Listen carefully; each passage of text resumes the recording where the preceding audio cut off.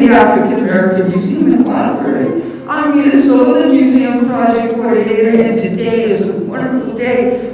We are going to have you join us in a celebration. But before we get started, first of all, excuse my mask. We have to very much protect ourselves during this time, as well as our colleagues. So hopefully in the future, when you come visit us, then we will have to be so covered up.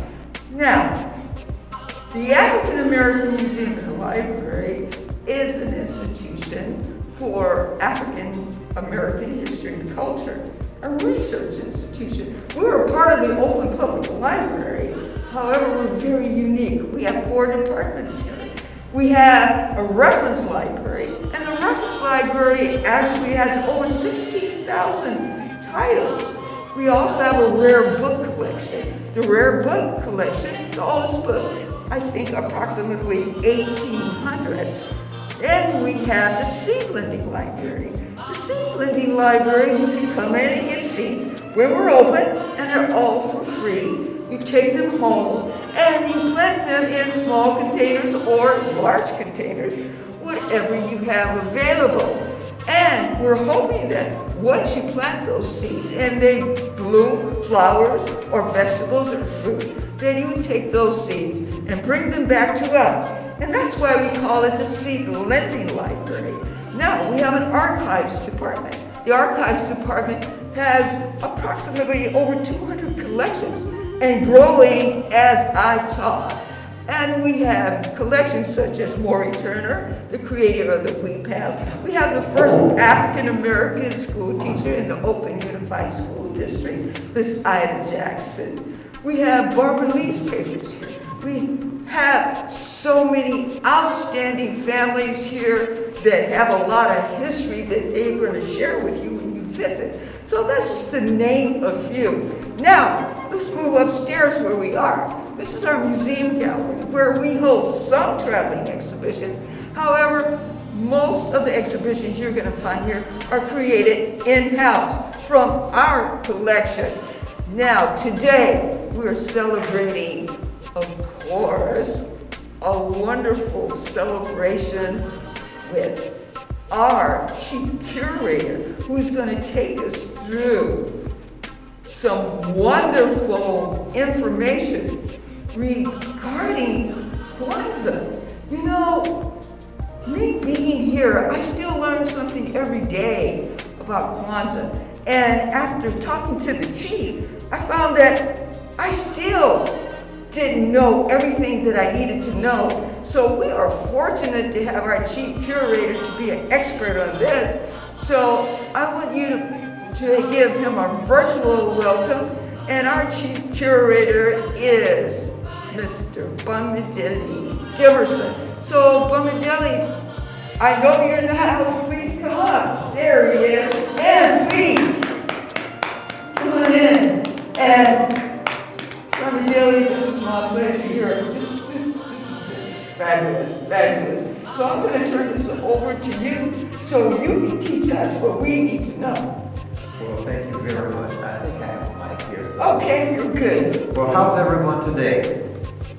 I hope that everyone is fine and that and everyone is prepared because the Kwanzaa season is upon us. And we're going to talk about celebrating Kwanzaa. And so we're very pleased that you have joined us today, and we hope that you will get something out of today's program. Thank you very much. Can you tell us, what is Kwanzaa? Okay, Kwanzaa is a key Swahili word, and it references the first fruits. It reminds us of the rich harvest celebrations that take place on the continent of Africa. Kwanzaa is actually a celebration of family, community, and culture that occurs every year over the course of 7 days. And that's from December the 26th to January the 1st. And of course, it does mean first fruits, and as I stated earlier, it reminds us of the rich celebrations, the harvest celebrations that take place on the continent of Africa. but we are also celebrating the ingathering of ourselves. And let me, to make sure that, I want to make sure that we are all familiar with this book. This is Kwanzaa, a celebration of family, community, and culture by the creator of Kwanzaa, Maulana Karenga. And this book contains all the information that you will need to know to properly celebrate Kwanzaa. What are the symbols of Kwanzaa? Oh, thank you. That's a very good question. When we think of Kwanzaa, we think of the number 7, and of course, Kwanzaa, K-W-A-N-Z-A-A, has 7 letters. And of course, we celebrate Kwanzaa over the course of 7 days. And we have 7 key symbols that that are necessary so that we can celebrate this special season. And so let me stand here for a second. Okay, the first symbol that we want to focus on are the crops, or the mazao. And so we have the crops here, and so we have, here we have different fruits and vegetables that are important, and they're placed in the basket. Then we have the second symbol, the mkeka, which is the mat. And you'll notice here that the mkeka here is from the continent of Africa, from the Kuba people. This is actually Kuba cloth. And the reason why we have selected this is because it is a perfect pairing of male and female in the execution of duties to create this cloth. We know that this is made from raffia, which is from the palm tree, or the leaves of the palm tree. And so it's men who grow the palms, who nurture the palms, and then who harvest the leaves of that are then washed, dyed, and stripped. And then the men will make the backing of the mat, as we see here. And then the women will then create the tufted designs that we see here. So it's a perfect foundation because it is both male and female that are create this particular product. And so it serves as our foundation. And then there is the kinara. It represents our roots or our ancestry. In earlier days, sometimes people used a log, but today we're using here a stool that has, a symbolic stool from the country of Ghana, from the Asante people. And so but it must be wood. And so this is made of wood. And so we see the kinara here, which holds the candles. Then, of course, we have the muhindi, which is the corn. And the corn, at least, you should have as many stalks of corn as you have children in your family. They represent the children and, of course, the bountiful tomorrows that are anticipated. And then after we have the muhindi, let's focus on the Mishuma Saba. That is the 7 candles. And of course we have the black candle in the center, and then we have the red candles, and then the green candles. And of course, these represent the 7 principles, or the Nguzo Saba. And so each principle is celebrated a different day of the Kwanzaa season. Then we have the unity cup, the kikombe, cha umoja. And so this is a cup that is used to pour the libations to the ancestors. And then after that, we have the zawadi, or the gifts. And the gifts represent the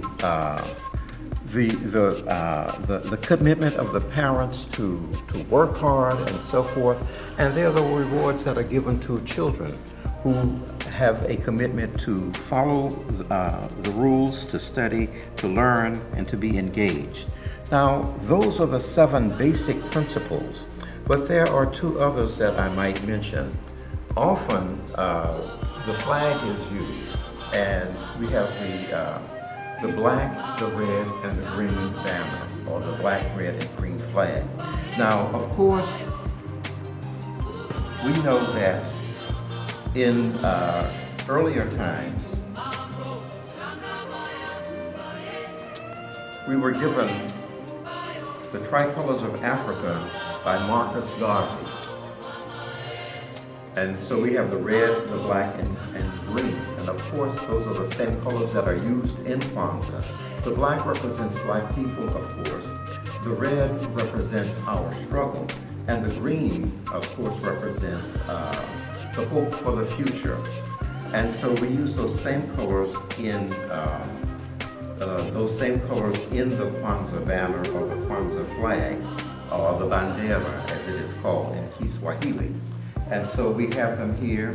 We have the colors black, red, and green, symbolizing what I have just stated: the black for black people, the red for the struggle, and of course the green for the future that is viewed with a profound sense of hope.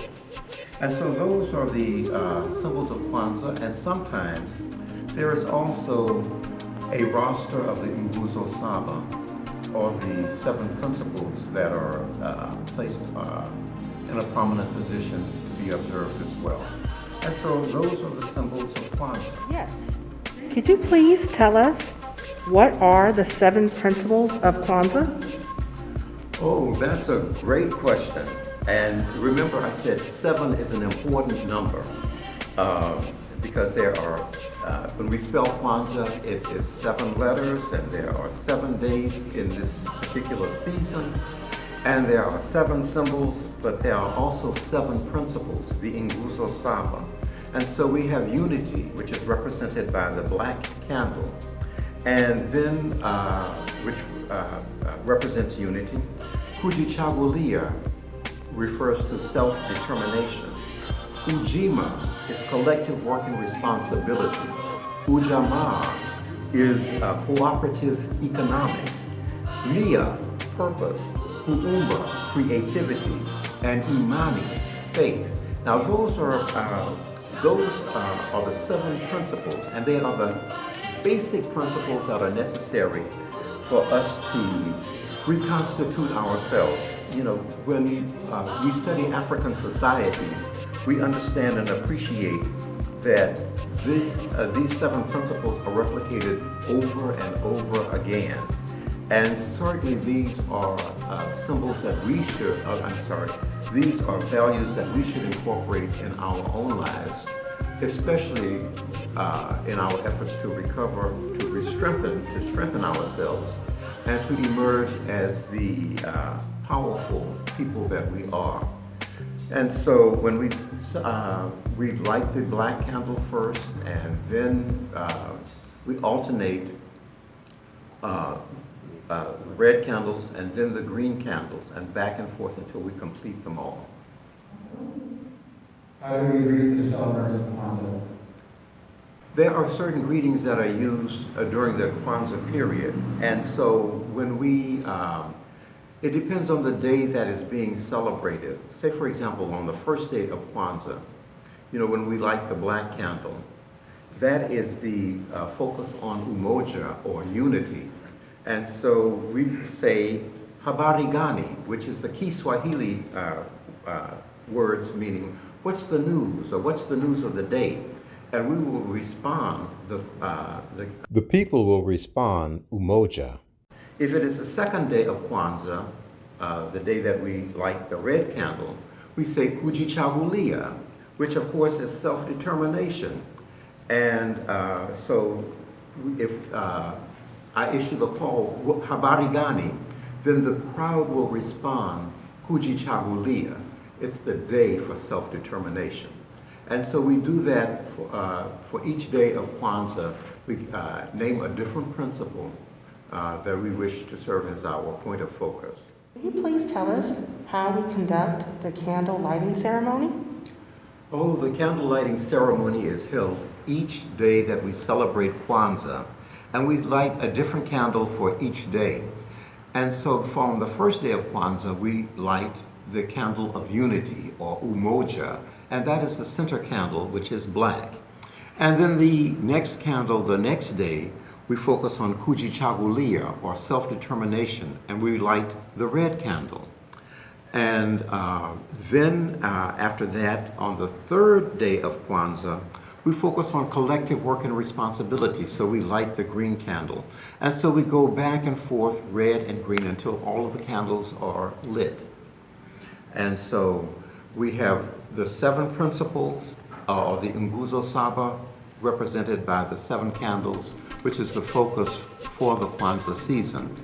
As much as we can focus on those value principles that are very important for us to reinvigorate ourselves and to strengthen ourselves, and it becomes very important. And so the focus of Kwanzaa are the 7 principles. Yeah, what is Harambe? Oh, Harambe is a Kiswahili word which means pulling together. And toward the end of the ceremony, we stand up and we extend our right hand upward, and we pull down, Harambe. And we will do that 7 times, and the last time we will hold it as long as possible. And it is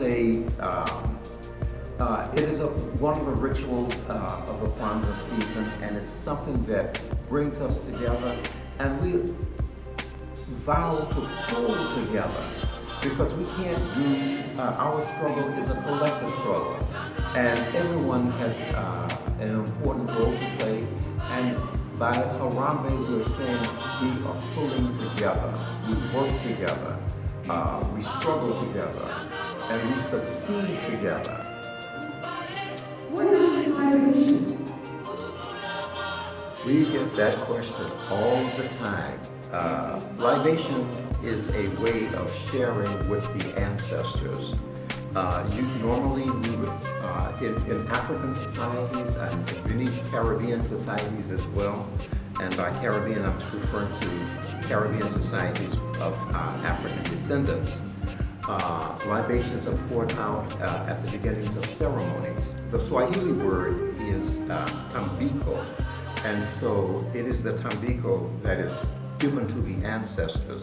And we normally will take the unity cup, and we have a calabash or a receptacle in which we pour the libations into the receptacle. I don't have a receptacle here today, but that's done, and as a way of honoring the ancestors, those who have struggled and prepared the way for us to come today. And so we're saying that, come be with us and let us honor you at the same time.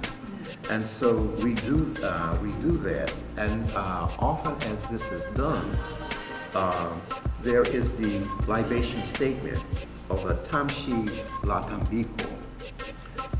That becomes important, and there is a prepared statement in the book that I just showed you by Maulana Karenga, which has a prepared statement, but many times people will prepare their own statements, or many people in the community will prepare their own statements based on those that they wish to honor.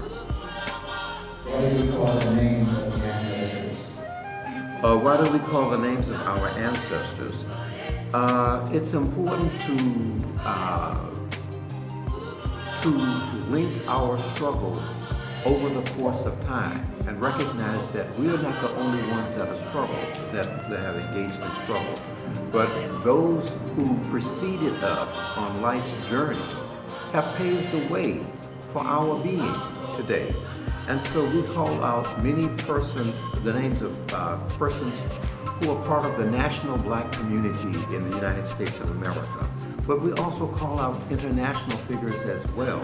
Those who are from the African continent, those blacks who live in South America or the Caribbean or Central America, who played prominent roles in the liberation struggle. And so we remember them.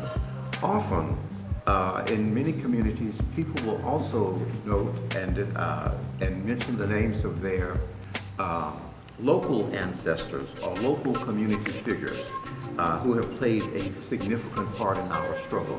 And of course, while we focus on national and international figures and local community members of note, we have the members of our own family that we also wish to honor and invite to be with us because they have played significant roles in our growth and development today. And we must always honor our ancestors. Can you please tell us, why do programs focus on the principles of the day?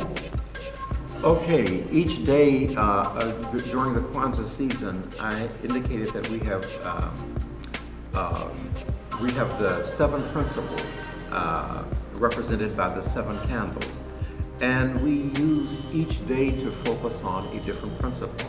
So the first day we focus on Umoja, the second day Kujichagulia, the third day Ujima, and of course Umoja is unity, Kujichagulia is self-determination, and the third day we focus on collective work and responsibility. It is to imbue us with an understanding of those principles and to say that we make those the focus of the day. And so the fourth day is Ujamaa, which is collective work on cooperative economics. And then Mia represents purpose, creativity is Kuumba, and the seventh day is Imani. And so we focus on a different principle each day because we want to make sure that we are reinforcing the importance of those principles in reconstructing and strengthening our lives each and every day. You know, often people will celebrate Kwanzaa once a year, but these are values that are to be practiced every day of the year. When do we celebrate the Kwanzaa feast?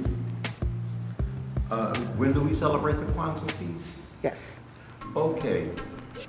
The Kwanzaa feast is usually celebrated on the last day of Kwanzaa, and usually a big meal is prepared, and it's a time for joyous celebration because we have observed the different principles of Kwanzaa each day, and so we conclude with a feast that is enjoyed by all. And so it's known as the Harambe. And so the Harambe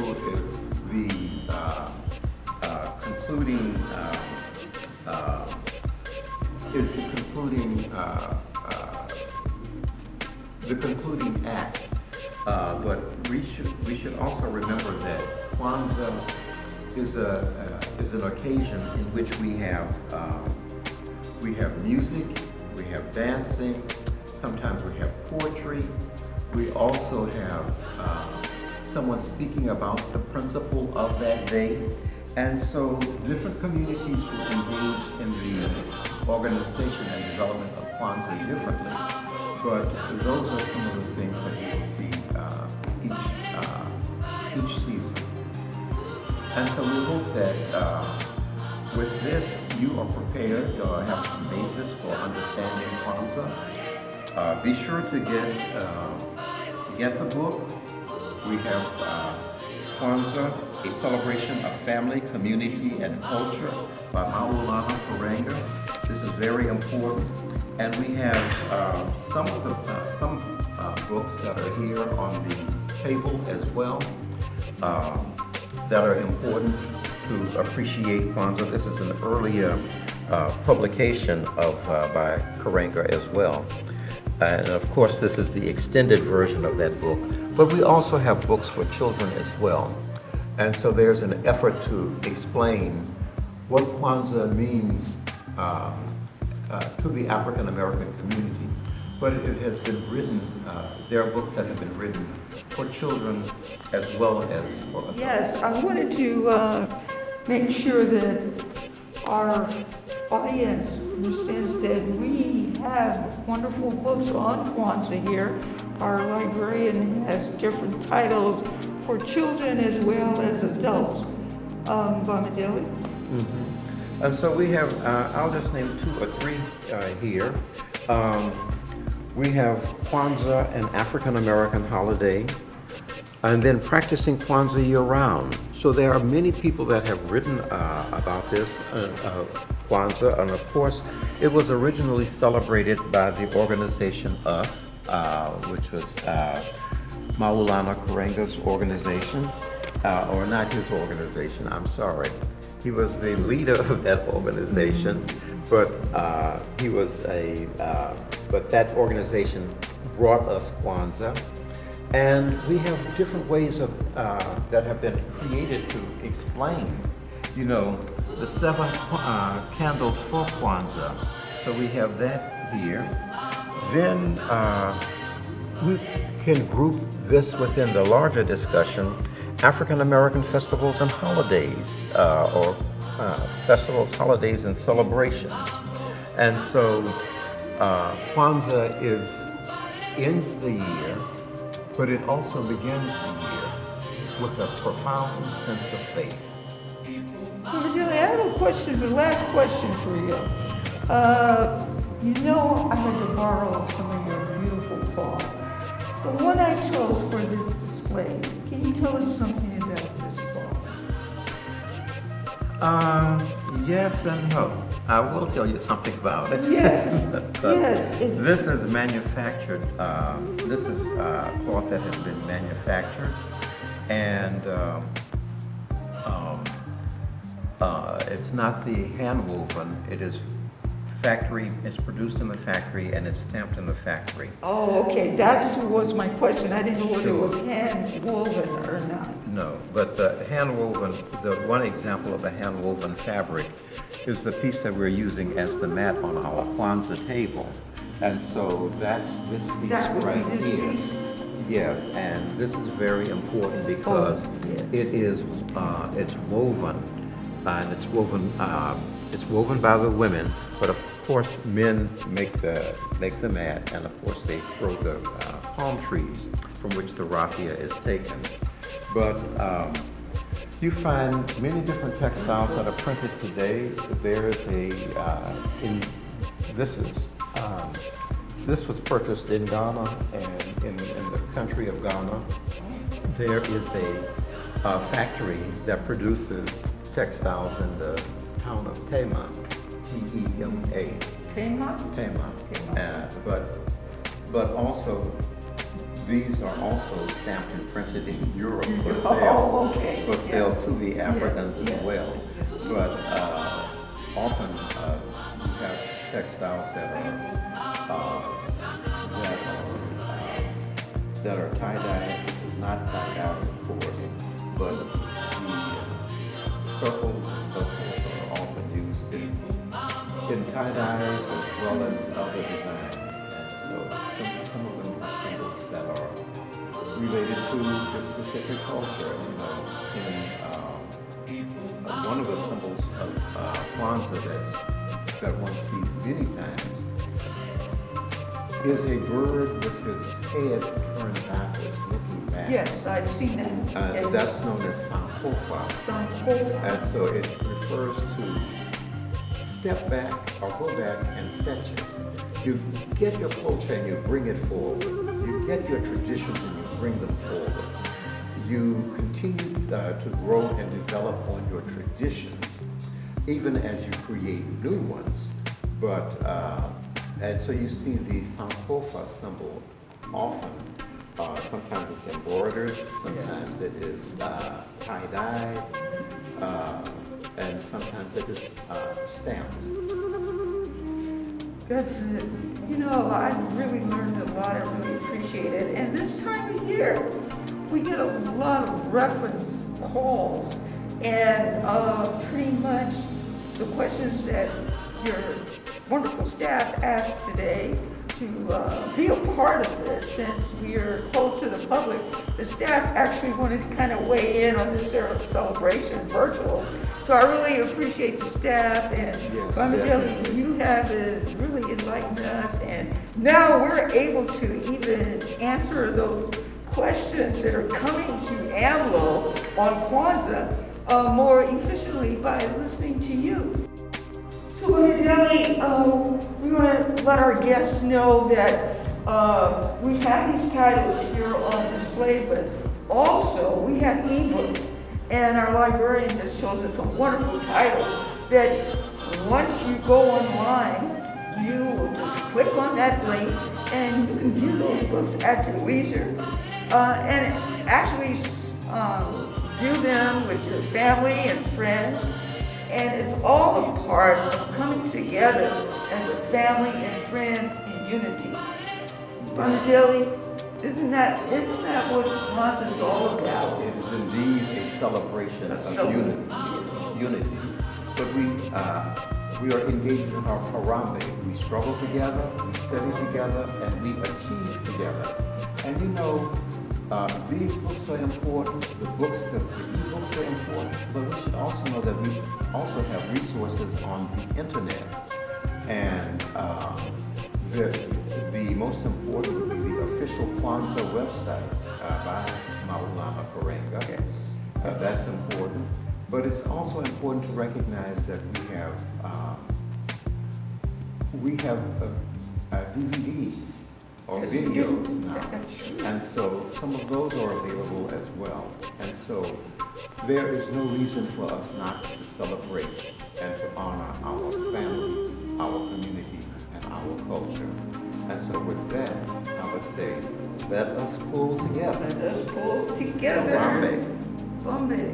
Thank you, Bamidele. Thank you, everyone. I hope you enjoyed it as well as received a little bit more education regarding what Kwanzaa is all about. Thank you, Bamidele. That was fabulous. Thank you. We've learned a lot from you today. We Thank you. appreciate you, Chief. Thank you very much.